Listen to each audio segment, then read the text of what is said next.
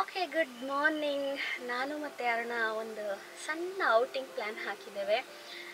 ಇವತ್ತು ಮತ್ತು ನಾಳೆದು ನಾವು ಹೋಗ್ತಾ ಇರೋದು ಚಿಕ್ಕಮಗಳೂರಿಗೆ. ಆನ್ ದ ವೇ ನಾವು ಬೇಲೂರು ಮತ್ತು ಹಳೆಬೀಡು ಕವರ್ ಮಾಡಿ ಮತ್ತೆ ಚಿಕ್ಕಮಗಳೂರು ಹೋಗ್ತಾ ಇದ್ದೇವೆ. ಆ್ಯಂಡ್ ಈಗ ಉಪ್ಪಿನಂಗಡಿಯಲ್ಲಿ ಗಾಡಿ ನಿಲ್ಲಿಸಿ ತಿಂಡಿ ಮಾಡಿದೆವು. ಒಂದು 7 ಗಂಟೆಗೆ ಹೊರಟ್ವಿ. 6:45 7 ಗಂಟೆಗೆ ಹೊರಟದಲ್ವ, ಅಷ್ಟೊತ್ತಿಗೆ ಹೊರಟದ ಮನೆಯಿಂದ. 8:15ಕ್ಕೆ ಸಾಧಾರಣ ಉಪ್ಪಿನಂಗಡಿ ತಲುಪಿದ್ವಿ. ಪುತ್ತೂರಲ್ಲಿ ತಿಂಡಿ ತಿನ್ನುವ ಅಂತ ಅಂದ್ಕೊಂಡದ್ದು, ಬಟ್ ನಾವು ಹೋಗ್ಲಿಕ್ಕಿದ್ದ ಹೋಟೆಲ್ ಸ್ವಲ್ಪ ರಶ್ ಇತ್ತು, ಹಾಗಾಗಿ ಮತ್ತೆ ಉಪ್ಪಿನಂಗಡಿಯಲ್ಲಿ ನಿಲ್ಲಿಸಿದ್ವಿ. ನಾವು ತಿಂಡಿಗೆ ಅಂತ ಬಂದದ್ದು ಹೋಟೆಲ್ ಆದಿತ್ಯ ವೆಜ್ ರೆಸ್ಟೋರೆಂಟ್ ಉಪ್ಪಿನಂಗಡಿಯಲ್ಲಿರೋದು. ನಾವು ಫಸ್ಟ್ ಟೈಮ್ ಇಲ್ಲಿಗೆ ಬಂದದ್ದು ಆ್ಯಂಡ್ ಫುಡ್ ಹೇಗಿರ್ತದೆ ಏನು ಅಂತ ಗೊತ್ತಿರಲಿಲ್ಲ. ಒಂದು ಟ್ರೈ ಕೊಡುವ ಅಂತ ಬಂದೆವು. ನಾನು ಇಡ್ಲಿ ತೊಗೊಂಡೆ, ಅರುಣ ಇಡ್ಲಿ ವಡ ತೊಗೊಂಡದ್ದು ಆ್ಯಂಡ್ ಒಂದು ಪ್ಲೇಟ್ ದಹಿ ವಡ, ಮೊಸರು ವಡ ಕೂಡ ತೊಗೊಂಡ್ವಿ. ನನಗೇನಾದರೂ ಬಿಸಿ ಬಿಸಿ ಕುಡಿಬೇಕು ಅಂತ ಅನಿಸಿ ಬ್ಲ್ಯಾಕ್ ಕಾಫಿ ತೊಗೊಂಡೆ, ಸ್ಟ್ರಾಂಗ್ ಆಗಿತ್ತು. And Aruna coffee. ಫುಡ್ ಒಳ್ಳೇದಿತ್ತು, ರುಚಿ ಇತ್ತು ಆ್ಯಂಡ್ ಹೊಟ್ಟೆಗೆ ಲೈಟಾಗಿ ಕೂಡ ಫೀಲ್ ಆಯಿತು. ವಿಟ್ಲದಲ್ಲಿ ಹೂ ತೊಗೊಂಡಿದ್ವಾಯ್ತು. ಸೊ ತಿಂಡಿ ತಿಂದ ಆದಮೇಲೆ ಹೊರಡುವ ಮೊದಲು ಗಣಪನಿಗೆ ಹೂವೆಲ್ಲ ಇಟ್ಟು ನಮ್ಮ ಜರ್ನಿ ಸೇಫಾಗಿ ಆಗಲಿ ಅಂತ ಹೇಳಿ ಒಂದು ಪ್ರಾರ್ಥನೆ ಮಾಡಿ ಹೊರಟ್ವಿ. ನಾವೀಗ ಸಕಲೇಶಪುರದಲ್ಲಿ ಇದ್ದೇವೆ. ಉಪ್ಪಿನಂಗಡಿ ಟು ಸಕಲೇಶಪುರ ಬರಲಿಕ್ಕೆ ತುಂಬ ಕಷ್ಟ ಆಯಿತು. ರೋಡ್ ಅಂತೂ ಹಾಳಾಗಿ ಹೋಗಿದೆ. ಡ್ರೈವಿಂಗ್ ಅಂತೂ ತುಂಬ ಕಷ್ಟ, ಮತ್ತು ಡ್ರೈವರ್ ಸೀಟಲ್ಲಿ ಕೂತ್ಕೊಳ್ಳಿಕ್ಕೆ ಅದು ಕೂಡ ಕಷ್ಟವೇ. ಮೈ ಕೈಯೆಲ್ಲ ನೋವು ಬಂದ್ಬಿಟ್ಟು.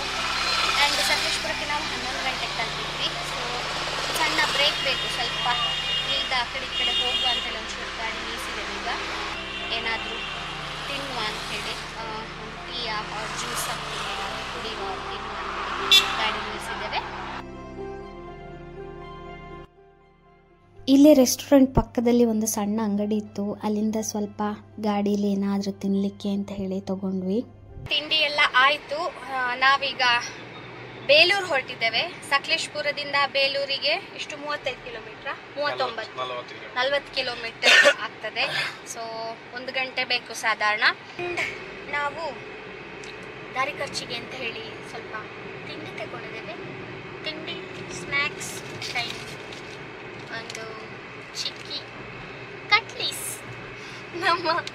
ನಾವೆಲ್ಲ ಕಟ್ಲೀಸ್ ಅಂತ ಹೇಳೋದು. ಸೊ ಚಿಕ್ಕಿ ಇದರದ್ದು ಪೀನಟ್ ಚಿಕ್ಕಿ, ನೆಲಕಡಲೆ ಚಿಕ್ಕಿ. ಆಮೇಲೆ ತುಂಬ ಏನಿಲ್ಲ, ಒಂದು ಸಾಲ್ಟೆಡ್ ಇದು ಏನು ಪೀನಟ್ಸ್ ತಗೊಂಡ್ವಿ. ಅದಾದಮೇಲೆ ಒಂದು ಇದೆಂತ ಇದು ಇಮ್ಲಿ, ನಮ್ಮ ಹುಣಸೆ ಹುಳಿ ಉಂಟಲ್ಲ ಅದರದ್ದು ಒಂದು ಚಾಕ್ಲೇಟ್ ಥರ, ಚಾಕ್ಲೇಟ್ ಕ್ಯಾಂಡಿ ಸಮಥಿಂಗ್ ಆ ಥರ ಮಾಡಿದ್ದಾರೆ. ಸ್ವಲ್ಪ ಅದಕ್ಕೆ ಸಿಹಿ ಎಲ್ಲ ಸೇರಿಸಿ, ಉಪ್ಪೆಲ್ಲ ಸೇರಿಸಿರ್ಬೋದು, ತಿಂದು ನೋಡಲಿಲ್ಲ.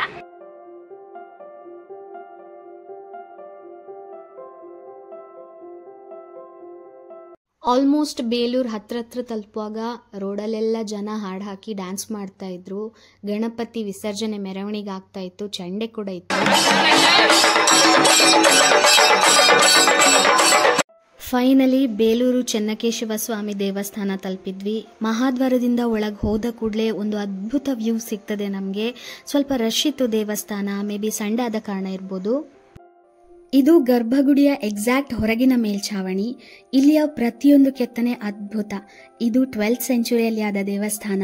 ಇದನ್ನು ನಿರ್ಮಿಸಲಿಕ್ಕೆ 103 ವರ್ಷ ತಗೊಂಡಿದ್ರಂತೆ.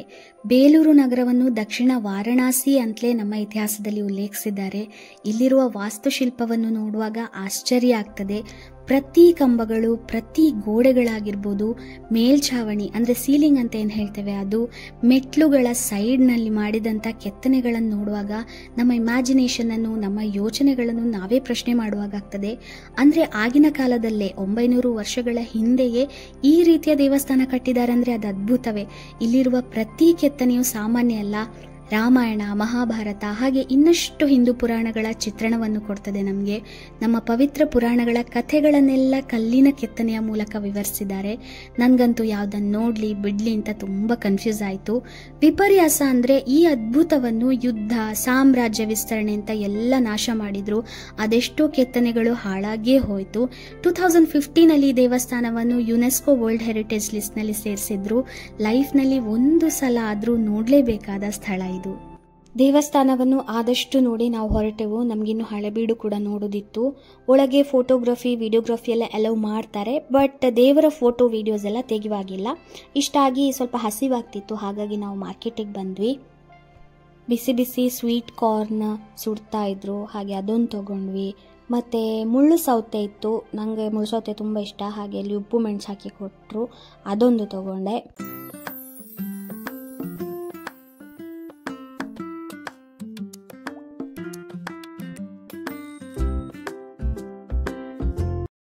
ಇಷ್ಟೆಲ್ಲ ಆಗಿ ನಾವು ಹಳೆಬೀಡು ಹೊರಟೆವು. ತುಂಬ ದೂರ ಏನಿಲ್ಲ, 17 ಕಿಲೋಮೀಟರ್ಸ್ ಆಗ್ತದೆ. 20 to 30 ಮಿನಿಟ್ಸಲ್ಲಿ ನಾವಲ್ಲಿಗೆ ರೀಚ್ ಆದ್ವಿ. ಹಳೆಬೀಡಿನಲ್ಲಿ ಕೂಡ ಹೊಯ್ಸಳರ ಕಾಲದ ಸುಮಾರು ದೇವಸ್ಥಾನಗಳನ್ನು ನೋಡ್ಬೋದು. ನಾವು ಬಂದದ್ದು ಕೇದಾರೇಶ್ವರ ದೇವಸ್ಥಾನ. ಮೊದಲು ಹೋದ್ದು ಇಲ್ಲಿಯ ನಿರ್ವಚನ ಸೆಂಟರ್ಗೆ. ದೇವಸ್ಥಾನ, ವಾಸ್ತುಶಿಲ್ಪ ಹಾಗೆ ಹೊಯ್ಸಳರ ಬಗ್ಗೆ ಕಂಪ್ಲೀಟ್ ಡೀಟೇಲ್ಸನ್ನು ಪ್ರೊವೈಡ್ ಮಾಡಿದ್ದಾರೆ.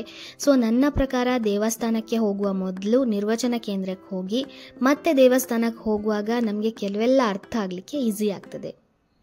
ನಾವೀಗ ನೋಡ್ತಿರೋದು ಯುದ್ಧದಿಂದಾಗಿ ಎಲ್ಲ ನಾಶ ಆದದ್ರಲ್ಲಿ ಸಿಕ್ಕಿದಂಥ ರಿಮೈನ್ಸ್. ಕಲೆ ನೋಡುವಾಗ ವಾವ್ ಅಂತ ಅನಿಸ್ತದೆ, but at the same time ಇಂಥದನ್ನೆಲ್ಲ ಹಾಳು ಮಾಡಿದ್ರಲ್ಲ ಅಂತ ಹೇಳಿ ಬೇಜಾರು ಕೂಡ ಆಗ್ತದೆ.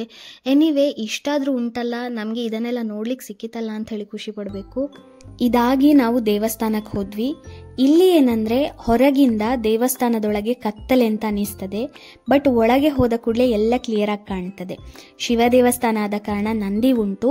ದೇವರ ಹತ್ತಿರವೇ ನಂದಿ ಇರುವುದಿಲ್ಲ, ಕಂಪ್ಲೀಟ್ಲಿ ದೇವಸ್ಥಾನದ ಹೊರಗೆ ನಂದಿ ಮಂಟಪ ಮಾಡಿದ್ದಾರೆ, ಅಲ್ಲಿ ನಂದಿ ಇರುವುದು. ಈ ದೇವಸ್ಥಾನದ ವಾಸ್ತುಶಿಲ್ಪ ಕೂಡ ಅದ್ಭುತ. ಹೊಯ್ಸಳ ಆರ್ಕಿಟೆಕ್ಚರ್ ಎಷ್ಟು ಅಡ್ವಾನ್ಸ್ಡ್ ಆ್ಯಂಡ್ ಯುನೀಕ್ ಆಗಿತ್ತು ಅಂತ ಹೇಳಿ ಅವರು ಕಟ್ಟಿಸಿದ ದೇವಸ್ಥಾನವನ್ನು ನೋಡಿದರೆ ಗೊತ್ತಾಗ್ತದೆ. ಇಲ್ಲಿ ಕೂಡ ಪುರಾಣದ ಹಲವಾರು ಪ್ರಸಂಗಗಳನ್ನು ಕೆತ್ತನೆಯಲ್ಲಿ ತೋರಿಸಿದ್ದಾರೆ.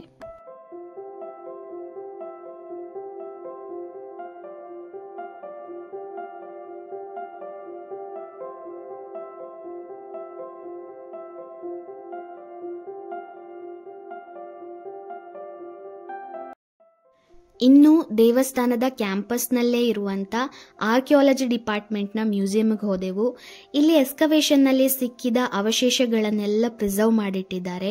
ಹೊಯ್ಸಳರ ಟೈಮ್ನ 1500ಕ್ಕಿಂತಲೂ ಹೆಚ್ಚು ಸ್ಕಲ್ಪ್ಚರ್ಸ್ ಮತ್ತು ಆರ್ಟಿಫ್ಯಾಕ್ಟ್ಗಳನ್ನು ಪ್ರಿಸರ್ವ್ ಮಾಡಿದ್ದಾರೆ. ಇಲ್ಲಿ ಒಂದು ಎಂಟ್ರಿ ಫೀಸ್ ಉಂಟು, ಪರ್ ಪರ್ಸನ್ 5 ರೂಪೀಸ್. ನಮಗೆ ಹೊರಗಡೆ ಒಂದು ಬೋರ್ಡ್ ಪ್ರೊವೈಡ್ ಮಾಡಿದ್ದಾರೆ, ಅದರಲ್ಲಿ ಎಲ್ಲ ಡೀಟೇಲ್ಸ್ ಉಂಟು. ಹಾಗೆ ಒಂದು QR ಕೋಡ್ ಕೂಡ ಉಂಟು, ಅದನ್ನು ಸ್ಕ್ಯಾನ್ ಮಾಡಿ ನಮ್ಮ ಡೀಟೇಲ್ಸ್ ಎಲ್ಲ ಫಿಲ್ ಮಾಡಿ ಅಮೌಂಟ್ ಪೇ ಮಾಡಿದ್ರೆ ಆಯ್ತು.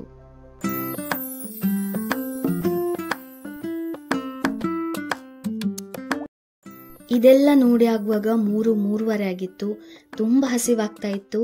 ಊಟಕ್ಕೆ ದೇವಸ್ಥಾನದ ಪಕ್ಕದಲ್ಲಿರುವ ಮ್ಯಾಂಗೋ ಟ್ರೀ ಅಂತ ಹೇಳುವ ಒಂದು ಸ್ಮಾಲ್ ಆ್ಯಂಡ್ ಬ್ಯೂಟಿಫುಲ್ ರೆಸ್ಟೋರೆಂಟ್ಗೆ ಹೋದ್ವಿ.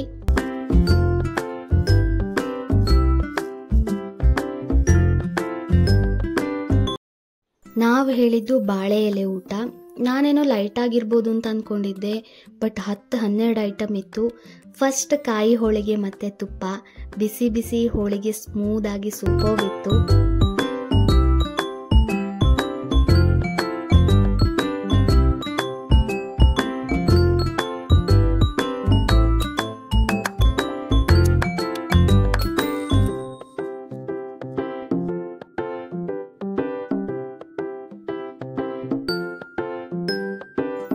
ಊಟ ಆಗುವಾಗ 4 ಗಂಟೆ. ಚಿಕ್ಕಮಗಳೂರಿಗೆ ಹೊರಟೆವು ನಾವು. ಬೇಲೂರು ಟು ಚಿಕ್ಕಮಗಳೂರು 25-26 ಕಿಲೋಮೀಟರ್ ಆಗ್ತದೆ. ಬೈ ರೋಡ್ ಆರಾಮದಲ್ಲಿ ಹೋಗ್ಬೋದು, ರೋಡು ಒಳ್ಳೇದುಂಟು. ಪೇಟೆಲ್ಲೇನು ಜಾಸ್ತಿ ಸಿಗುವುದಿಲ್ಲ.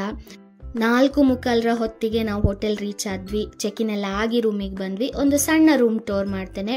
ಇದು ಎಂಟ್ರೆನ್ಸ್. ಆಮೇಲೆ ಒಂದು ಕ್ವೀನ್ ಸೈಜ್ ಬೆಡ್ ಕೊಟ್ಟಿದ್ದಾರೆ. ಬೆಡ್ಡಿನ 2 ಸೈಡ್ನಲ್ಲೂ ಸಣ್ಣ ಸ್ಟೋರೇಜ್ ಸ್ಪೇಸ್ ಉಂಟು, ನಮ್ಮ ಸಣ್ಣ ಸಣ್ಣ ವಸ್ತುಗಳೇನಾದರೂ ಇಡ್ಲಿಕ್ಕೆ. ಈಗ ರಿಮೋಟ್ ಎಲ್ಲ ಇಟ್ಟಿದಾರಲ್ಲ ಆ ಥರ. ಇದು ಅವರ ಮೆನು ಕಾರ್ಡ್, ನಮ್ಗೆ ಇದರಿಂದ ಏನಾದ್ರು ಚೂಸ್ ಮಾಡಿ ಆರ್ಡ್ರ್ ಮಾಡ್ಬೋದು ರೂಮಿಗೆ ಬೇಕಾದರೆ. ಆಮೇಲೆ ಒಂದು ಟೇಬಲ್ ಕೊಟ್ಟಿದ್ದಾರೆ. ಟೇಬಲ್ನ ಮೇಲೆ ಅಲ್ಲೇ ಒಂದು TV ಉಂಟು, ಆಮೇಲೆ ಒಂದು AC ಮತ್ತು 2 ಚೇರ್ ಕೊಟ್ಟಿದ್ದಾರೆ. ಆಮೇಲೆ ಒಂದು dressing table with big mirror, ಪಕ್ಕದಲ್ಲೇ ಒಂದು ವಿಂಡೋ. ಆಸಮ್ ವ್ಯೂ ಅಂತ ಏನಿಲ್ಲ, ಸಾಧಾರಣ ಪೇಟೆ ಪಕ್ಕದಲ್ಲೇ ಇರೋದು ಹಾಗಾಗಿ. ಆಮೇಲೆ ಲಗೇಜ್ ಅಥವಾ ನಮ್ಮ ಬಟ್ಟೆ ಏನಾದರೂ ಇಡ್ಲಿಕ್ಕೆ ಅಂತ ಹೇಳಿ ಒಂದು ಕಬೋರ್ಡ್ ಥರ ಸ್ಟೋರೇಜ್ ಸ್ಪೇಸ್ ಉಂಟು. ಇದರ ಆಪೋಸಿಟೇ ವಾಶ್ರೂಮ್ ವಿತ್ ದ ಟಾಯ್ಲೆಟ್ರೀಸ್.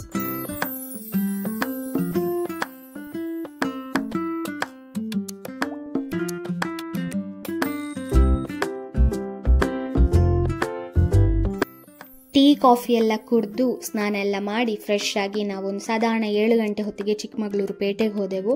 ಏನಾದ್ರು ತಗೊಳ್ಳಿಕ್ಕಿದ್ರೆ ತಗೊಳ್ಳುವ ಅಂತ ಹೇಳಿ. ಅಲ್ಲಿ ಗೋಲ್ಗಪ್ಪ ಇತ್ತು, ಹಾಗಾಗಿ 1 ಪ್ಲೇಟ್ ಗೋಲ್ಗಪ್ಪ ತಗೊಂಡ್ವಿ.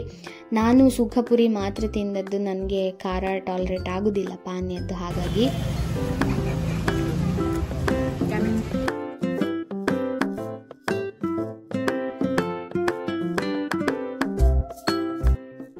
ಡಿನ್ನರ್ ಮಾಡಿದ್ದು ನಾವಿದ್ದ ಹೋಟೆಲ್ ರೆಸ್ಟೋರೆಂಟ್ನಲ್ಲೇ. Vibe is beautiful. First sweet corn soup ಕುಡಿದೆ, ಮತ್ತು ಸ್ವೀಟ್ ಕಾರ್ನ್ ಗೋಲ್ಡನ್ ಫ್ರೈ.